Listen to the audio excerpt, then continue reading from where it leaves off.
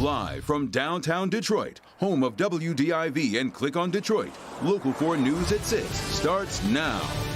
A man here in Utica is being charged with taking photos of a woman as she tried on garments at this Plato's Closet. Some people just don't get it. Get caught once, should be enough. Hear more from detectives on how exactly they took this man down, coming right up. And the Local 4 defenders uncover new video of a man tased and arrested by Redford police. The series of events that led to the man's family filing a lawsuit. But we start here at 6 with breaking news from Afghanistan. The U.S. withdrawal is complete, ending America's longest war. The last U.S. plane took off at 3:29 Eastern Time, just 1 minute before midnight in Kabul. The evacuations were growing increasingly tense, with the U.S. stopping 2 threats to the airport following the deadly bombing that killed 13 U.S. service members and more than 160 Afghans. Meanwhile, there are still Americans who want to be evacuated from the country. While the military evacuation is complete, the diplomatic mission to ensure additional U.S. citizens and eligible Afghans who want to leave continues. Since August the 14th, over an 18-day period, U.S. military aircraft have evacuated more than 79,000 civilians from Hamid Karzai International Airport. That includes 6,000 Americans. The very latest on the exit from Afghanistan is ahead at 6:30 on NBC Nightly News with Lester Holt. Also breaking, 1 person is killed and 2 more injured in a crash in Washtenaw County. 4 semis were involved in this crash on eastbound M14. It's near Maple Road. State police tell us the freeway will be closed for a few hours while troopers sort this mess out and investigate. We're working to learn the conditions of the people who were injured and how this all happened. We'll have updates on air and online at clickondetroit.com. Redford police and Redford Township facing a lawsuit tonight for the rough arrest of an older man with health problems. In video obtained by the Local 4 defenders, an officer can be seen tripping the man to the floor of the township offices and using his taser twice on him. Well, that man later died. Local 4 defender Sean Lay is live. The family, Sean, says this arrest played a part in his death.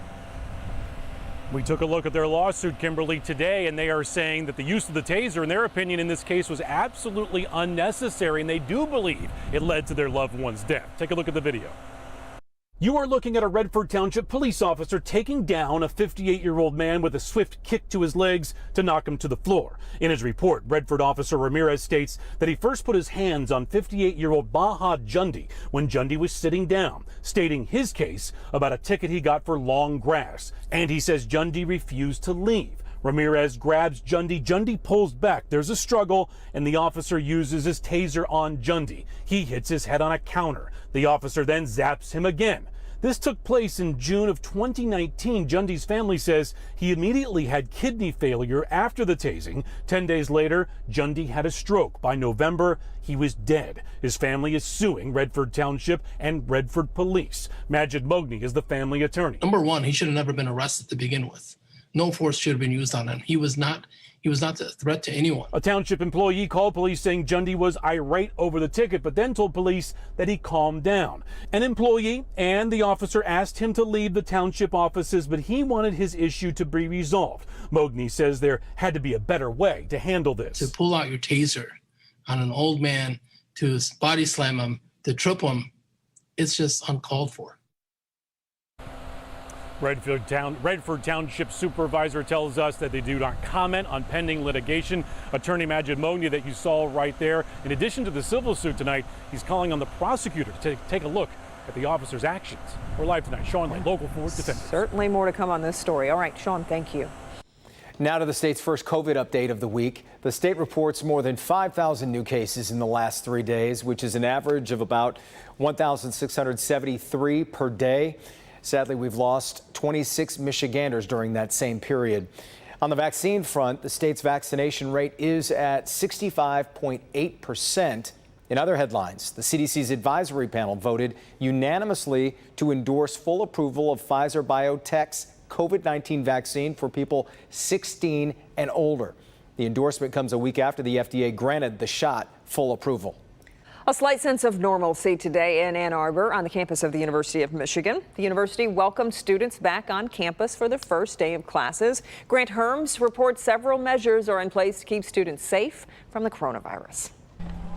Things here in Ann Arbor have that college town feel as opposed to last year when it was more of a ghost town, but everything this year has the flavors of COVID, although students say it's nice to be back on campus.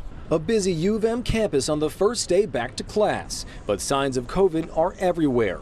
The school announcing at the end of July every member of the student body, faculty and staff must be vaccinated by today. Masks must be worn in university buildings and social distancing inside is strictly enforced. Canopies like this one are set up all across campus for students to study outside the nice weather, but this time they have COVID restrictions. Masks are optional, but so are meals and gatherings. Students say the masks are inconvenient, but nothing beats being back on campus. Honestly, as long as we're back on campus, it's still really nice because you still get that college feel, even if we do have to take precautions to fit the restrictions of COVID. It feels great. Yeah. It's refreshing. It's nice to actually see people in person. I think it's funny to actually see people's height. It was definitely a bummer. My class was only 15 people too. So it was like a room with like very minimal air conditioning. So it sucked wearing the mask the whole time. Yeah. I wish we could have taken it off, but it is what it is. Back to school with COVID still in class. Now the next big test of these COVID protocols when the Wolverines host Western Michigan this weekend at the Big House, where they are expected to have full capacity. In Ann Arbor, Grant Herms, Local 4. Tropical depression Ida on the move tonight, causing dangerous flash flooding conditions in parts of Mississippi and Alabama. The rain still falling in some parts of Louisiana, where Ida hit as a Category 4 hurricane, one of the strongest ever to hit the United States. At least one person has been confirmed dead, and the death toll is expected to rise as the search and rescue efforts continue today. President Biden pledging federal help as a half dozen federal agencies have been mobilized to help with the massive recovery effort. Folks will be cleaning up for a long time. Our thoughts and hearts certainly with them. And we'll have to see where Ida is headed next. And Andrew, you're saying this is going to come close to us. It's going to affect us a little bit here, correct? Well, the most we'll see, it looks like, Kimberly and Jason, are some high clouds, maybe tomorrow evening or tomorrow night. Thankfully, because of the cold front that's pushing through right now, giving us some relief. But for much of the rest of the country, including the deep south, it's not just Louisiana, but now Mississippi, parts of Alabama, and eventually the mid-Atlantic that will be feeling the effects of Ida in the form of heavy rain. Several inches of rain falling within the next couple of days. From Wednesday into Thursday, from Tennessee to Kentucky, West Virginia to the D.C. area, even as far as New York City and southern New England, before it's out of our hair, before it's away from the United States by the end of this week.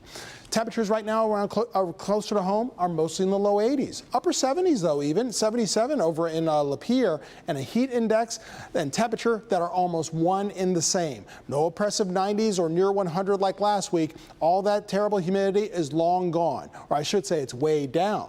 We're looking at 81 right now with dew points that are in the 50s.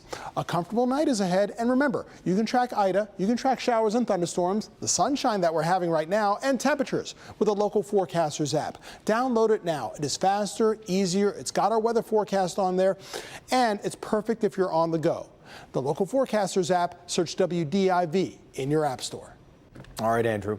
A Lake Orion native and captain of the Michigan State University women's rowing team has died. Police say 20-year-old Olivia Long was involved in a crash Thursday in Portland Township. She was taken to a nearby hospital where she died Friday. Long played volleyball at Lake Orion High School and won a state championship as a senior. At MSU, Long earned academic All-Big Ten honors and was voted team captain of the rowing team ahead of her junior year. The cause of the crash remains under investigation. A man in Utica facing charges after allegedly taking pictures of a girl while she tried on clothes. Happened last Wednesday at Plato's Closet on Hull Road. Victor Williams talked to police today who say they believe there may be more victims.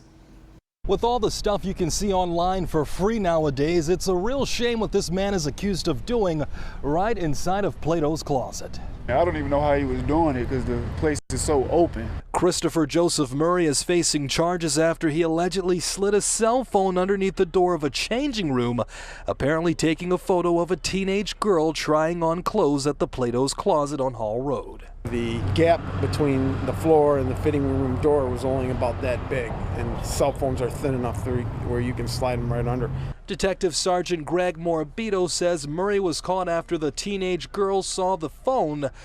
But what happens next is the disturbing part that's still under investigation. There's some indication that he may have concealed the phone in his car, switched the phones out from the one he had in his hand. Either way, he's now being charged with a serious offense. He'll be charged with surveilling an unclothed person.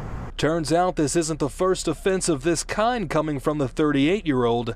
He was already on probation for a similar incident in Somerset Mall back in early 2020. Some people just don't get it.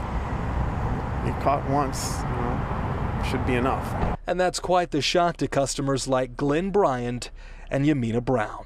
He needs to be taken more seriously this time then. Yeah, he needs to stay locked up. He needs to stay locked up.